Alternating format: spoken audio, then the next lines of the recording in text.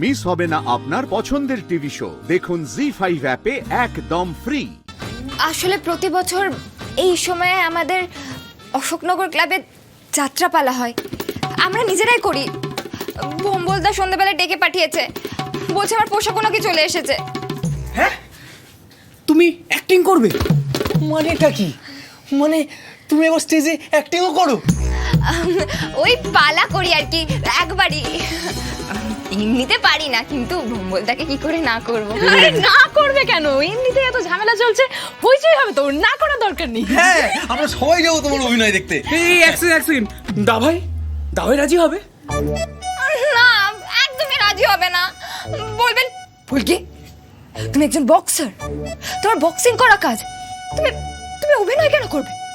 তোমাকে আমি এই ট্রেনিং দিচ্ছি। ফুলকি, তাহলে তো পালাতে হয়। কে কোথায় পালাবে? কি হলো? আমি জিজ্ঞেস করছি তো, কে কোথায় পালাবে?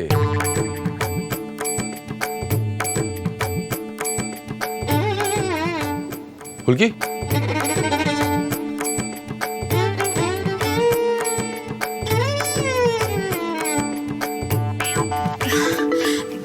দেখুন স্যার, ফুলকি দাস আপনাকে একটা কথা জানাতে চাই। কি কথা?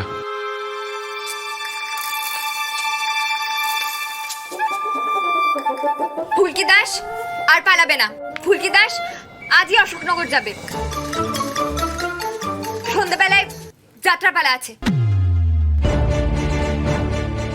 কি যাত্রাপালা? একদম না। যাত্রা দেখবে, সারা রাত মাথায় হিম পড়বে, জ্বর আসবে, তারপর কোনো দরকার নেই।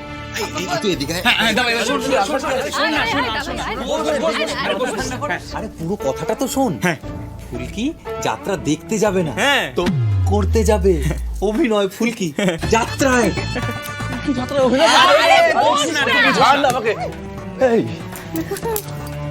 তুমি একজন বক্সার ফুলকি, তোমার কাজ হলো বক্সিং করা, ঠিক আছে? তুমি এখন অভিনয় করবে যাত্রায়, এই জন্য তোমাকে ট্রেনিং দিচ্ছি আমি। দেখলে দেখলে তোমরা, আমি বলেছিলাম না এই কথাগুলোই বলবে। এটাই বললো। দেখুন স্যার, আমি প্রতিবার পালিয়ে গিয়ে নিজের মন মতো কাজ করি, কিন্তু এবার বলে যাচ্ছি আমি পার্বতী সাজবো, আর তমাল দাদারাও আমার সঙ্গে যাত্রা দেখতে যাবে। তাই ফুলকি দাস অনুমতি নিয়ে নিল। ফুলকি, আমি তোমাকে এভাবে ছাড়তে পারবো না ফুলকি, বোঝার চেষ্টা করো। তোমার মাথার উপর অলরেডি একটা বিপদের খাড়া ঝুলছে, এর মধ্যে এখন ধানু বোঝা না ওকে, কি বলছি বুঝতে পারছিস না? আরে বাবা দাভাই, আমরাও তো যাব নাকি ওর সঙ্গে? আর তাছাড়া ফুলকিকে কে মারতে চায় সেটা খুঁজে বের করতে এখন অনেক সময় লাগবে।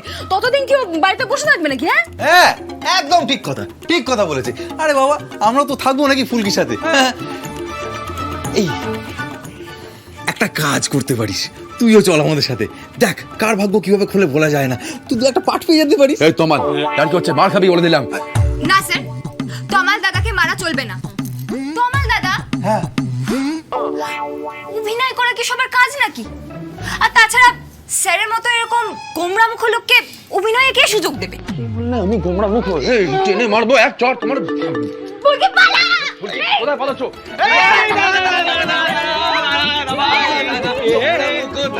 জি5 ডাউনলোড করুন আর সব এপিসোড দেখুন একদম ফ্রি।